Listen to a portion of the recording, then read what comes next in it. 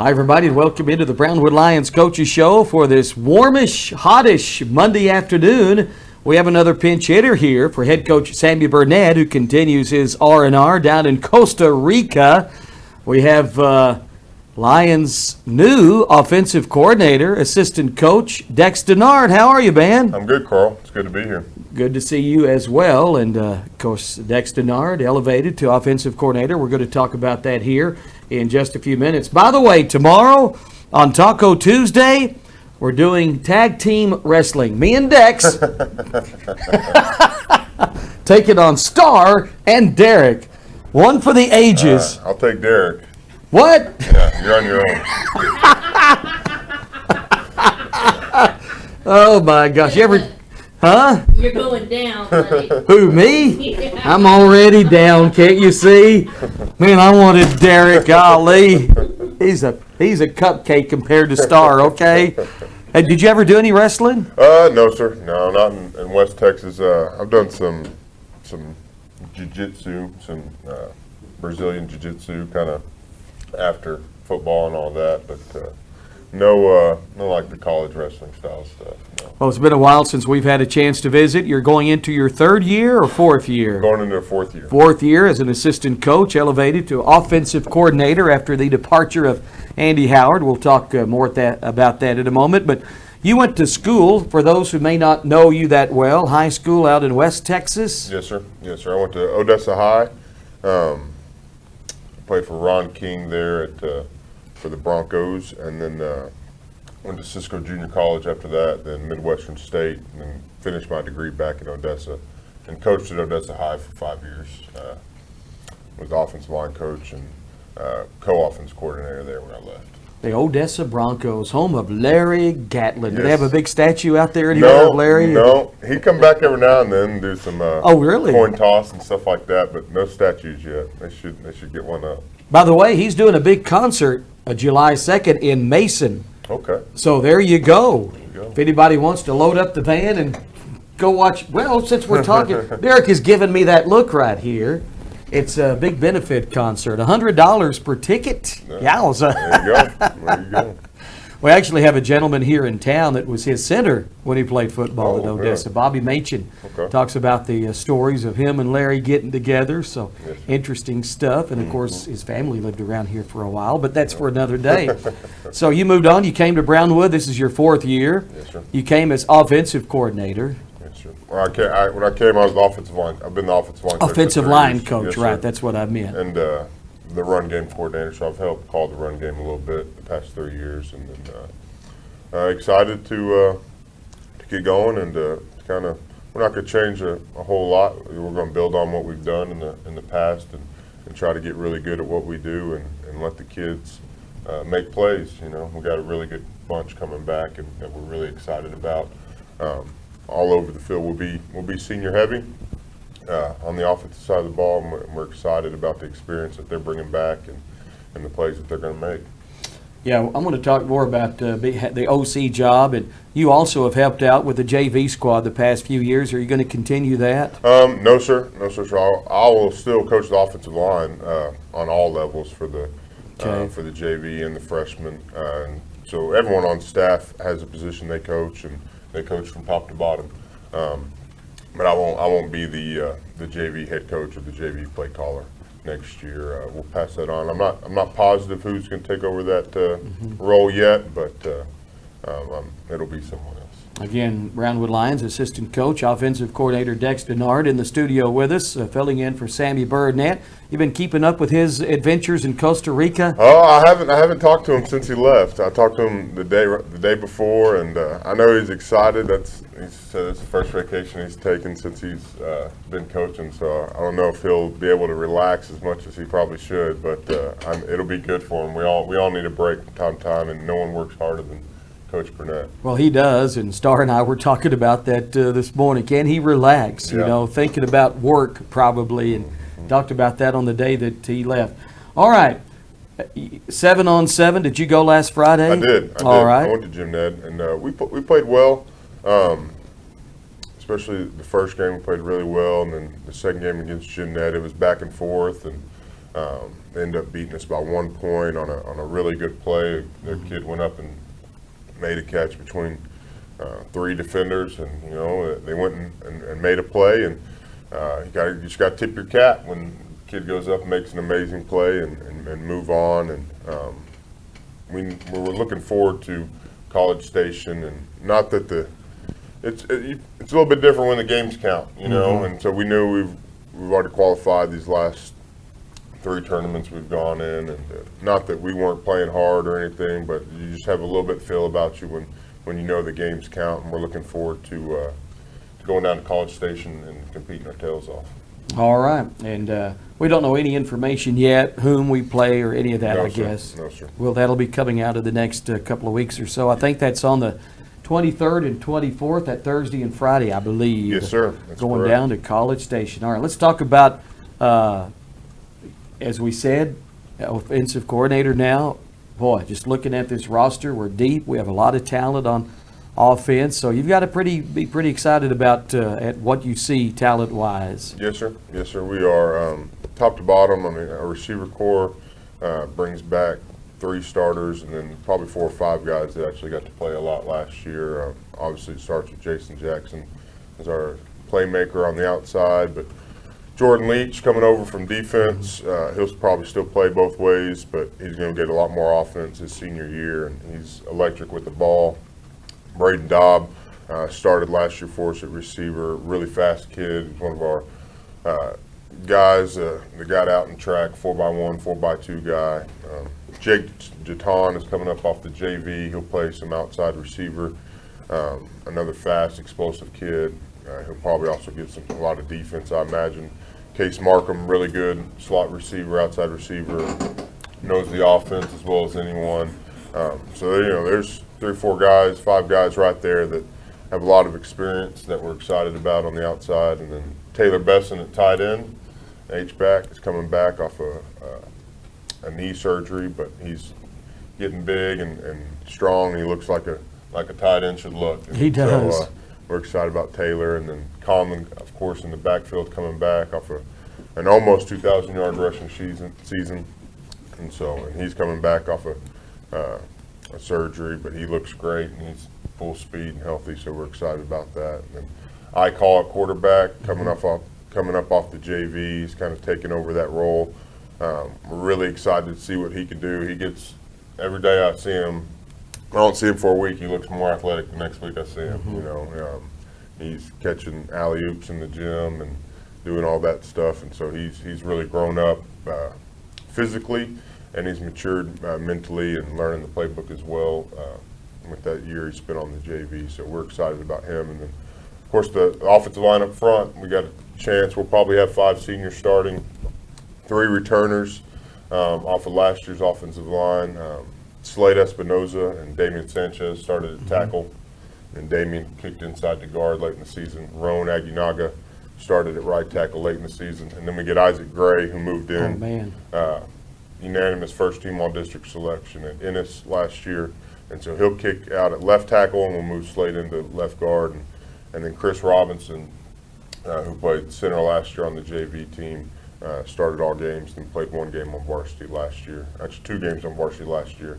He's got he'll be the day 1 starting center, and then we'll let a couple guys compete at that spot. But Chris is in the lead right now. So. That's a talented bunch. Yep. Thad Hines, too, at receiver Yes, sir. back. Thad. So let's Forgot about mention Thad. Thad in there. Yep. He had a pretty good 7-on-7 He campaign. did. Yep, and he started. Big, tall he started kid. that receiver last year and caught a few touchdowns. And again, there's so many.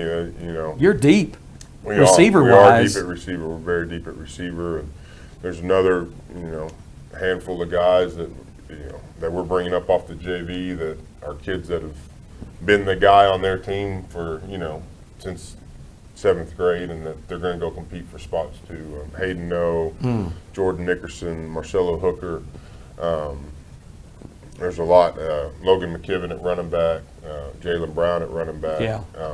A lot of guys, a lot of talent. We're deep, and we expect to be really good. And you mentioned some of those kids, some of those tough as nails. You mentioned Jordan Leach, who, man, is just one of the toughest kids you'll ever find, and Case, and those kids like that. Got to love them that just love to put their head down and hit somebody. Yep. They'll go get it. They'll go get it. And we're going to work on, through the summer, you get some time to do a little football now, and we're just going to teach the game as well as we can and make sure that we're firing on all cylinders mentally when we start up in August. So we're excited. Yeah, I think a lot of people are. We have the 7-on-7 tournament again late in June, so we'll get through that, then we'll take a little bit of time off, and then, 2-a-days, early August. Yes, sir. I think it's August 1st, I think we start. I think you're right. So, it'll be good. It'll be good. A lot of competition, which is something that Coach Burnett talks about a lot, that you don't always have at this level. At the 4A level, you have guys that kind of get to be at their spot, but with the group we have coming back on offense next year, everyone's going to have to compete to stay on the field, and that's a good thing. Now, we have this lineman challenge, I think, coming up. What do you know about that? Yes, sir. Well, we're not doing a lineman challenge this year. Okay. This summer. We had so many guys taking vacations to church camps, different stuff where they'll be out of town. We couldn't find a date where everyone's going to be there, be in town, or be able to go at the same time. So we're not doing a lineman challenge this summer. All right. We got camps, though, going on this week. You want to go through some of that? Yes, sir. We got what we have. We have just our strength and conditioning camp this week, 7th through 12th grade. And we've had really good numbers. Last week was our first week, and we had really good numbers coming out, over 150 kids, top to bottom, showing up to lift and to run and to learn football. On top of that, they'll get to go to their basketball or whatever their second sport is for a while as well. And then we got the little kids soccer camp coming up. The 27th is the next kind of kids camp we have. But our summer strength and conditioning has been awesome ever since I've been here. And I think we got more kids out this year than we've ever had. Coming from a 6A school where we didn't have great numbers in summer strength and conditioning, when I showed up here in the summer of my first year, I was like, whoa, wow. I was expecting, 30, 40 kids, and we got 150 plus. Wow. And so it's been great, and that just shows you the community support and how people love football in Brownwood and love athletics, and they're dedicated to it, which shows up on the field. They really do. Now, Derek was telling me he's heading off to baseball camp in just a little bit. Yes, I know sir. that's going on, Yes, volleyball camp. And then tomorrow, the Lady Lions soccer camp. I bet they got a bunch of kiddos out for those. Yep, I bet they do. I think I'm sending my oldest, my 6-year-old, to baseball camp today, so he'll be fired up. And I forgot about that. So, it'll be great. It's a great opportunity for those kids to come out and learn some fundamentals of the game. We had our football camp a few weeks ago, and again, over 100, probably 150 kids. If you add up all 3 sessions, and it was just really fun to get to know kids. You kind of get to start putting names with faces, and even 3 years ago, I start to see kids that we taught in that camp as 5th and 6th graders. Now they're about to be freshmen, and so and you feel like you already know them, and you feel like you got to see them, and you kind of get a feel for what they can do and what kind of kid they are, and really puts them ahead of the curve when they get up to us in the high school and to us in the middle school. I want to ask, don't mean to put you on the spot here, but the UIL is taking a survey about allowing freshmen to play on varsity level or not. I don't know if you've seen that. I have. I saw that on Twitter. And I just want to get your thoughts. What do you think? Yeah, I think, especially for the lower levels, that freshmen are going to have to, be able to compete on the varsity level. So I think the proposal was to not let freshmen play on varsity, and so I think especially the 1 through 3A schools, and even us as a 4A, and we have already discussed how deep we are, but there'll be a time that we need to put a freshman out to play. The only one we've had here was our kicker, who's our kicker now, Junior Martinez. And if they're the best kid, the best player for that spot, I think they should get to go up and play. And it's a town by town, program by program decision, and that's where it should be left. It shouldn't be regulated. I agree. By the UIL. I mean, if you're good enough as a freshman to play on varsity, you're there. I mean, we've had a few over the years, I think, of Steele Ratliff, Junior Martinez, and a couple of others that were more mature at that age, and they had great freshman campaigns, I'm telling you. Yeah, and even at the 5A and 6A level, we played at at Odessa High. We played a few freshmen up, and I'll never forget, there was a kid in my grade when I was going through school named Chris Williams, and he was the #1 linebacker in the state his senior year. I mean, he played at Abilene High as a freshman. And he was still a man amongst boys as a freshman up there. And so, it's a kid-by-kid basis, I think they get a lot of different proposals that don't necessarily come from coaches. They come from maybe fans or parents, and they're going to talk about it and table it, but I would be shocked if they passed that. Yeah, I saw the survey yesterday, and it's overwhelmingly in favor of letting them play, like 84% to 16 just from the public voting. Yes. So we'll see what happens with that. Yes. All right, Coach, is there anything else we haven't covered sports-wise or otherwise? What do you like to do when you're not coaching football? Oh, usually I'm wrangling three kids. I got 6, 4, and 1, and so I'm usually playing with them or going out to the lake and messing around out there. And but the community of Brownwood, I haven't been on probably since my first year here, but the community of Brownwood's been so great to us, and we're excited about being here and excited about the opportunity next year to be the offensive coordinator. And but I tell the kids this all the time, that you're lucky that you're in Brownwood, right? Yeah. You don't realize it probably as a high school kid Right. that the atmosphere that you're growing up in. But I tell the kids that there's no better place to be a high school football player or to really grow up than Brownwood, Texas. And so we're really excited and thankful that we're here. Boy, amen to that. Just check out the new Dave Campbell Texas Football Magazine right there, front cover, Gordonwood Stadium. That's It's right. Pretty cool stuff. Yes, sir. It is. All right. Well, Coach, I appreciate you coming in today. Lots of good stuff here. Congratulations on being named the offensive coordinator, and I'm really excited about what you have and what you have to work with, and I think we're all getting that football fever for sure. Yes, sir. Yes, sir. Thank you for having me, Carl. I do appreciate it. And we might visit again before Coach, what's his name? Sorry. Coach Burnett gets back. That sounds good. All right. Yes, sir. Offensive coordinator Dex Denard going into his 4th year with the Brownwood Lions coaching staff. And I tell you what, it's going to wrap up the Coaches Show. Well, we normally have our standard ending right here.